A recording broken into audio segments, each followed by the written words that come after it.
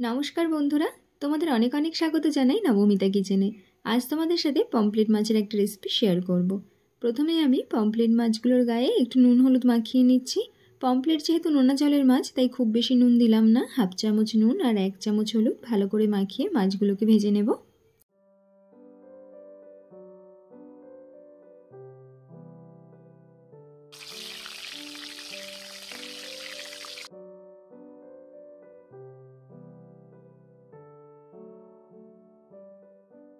এই রেসিপির জন্য মাছগুলোকে কিন্তু কড়া ভাজা যাবে না, হালকা ভেজে মাছগুলোকে তুলে নেব।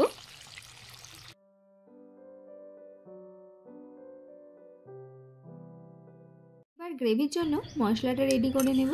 এখানে আমি নিয়েছি 2 চামচ কালো সর্ষে, 2 চামচ সাদা সর্ষে, 4-5টা কাঁচা লঙ্কা আর 2 চামচ পোস্ত।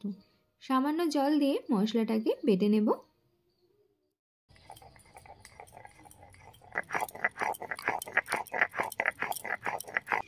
মাছগুলো ভাজা হয়ে গেছে, নামিয়ে নেব। একইভাবে বাকি মাছগুলোকেও ভেজে নেব।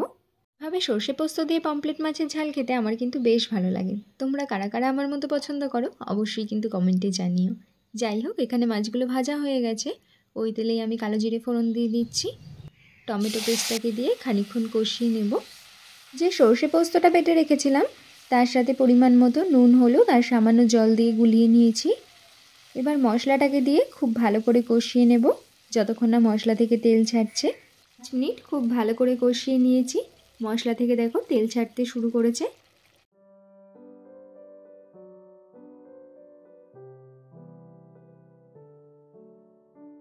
মশলাটা খুব ভালোভাবে কষিয়ে নেওয়ার পর পরিমাণ মতো জল দিয়ে দিয়েছি।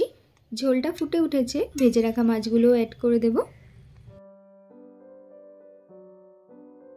আর 5-7 মিনিট ভালোভাবে ফুটিয়ে নিয়ে ওপর থেকে কিছুটা ধনেপাতা দিয়ে দিচ্ছি।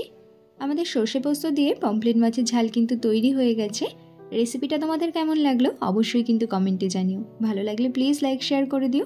আর হ্যাঁ, নতুন নতুন রেসিপির জন্য চ্যানেলটাকে সাবস্ক্রাইব করতে ভুলে যেও না কিন্তু।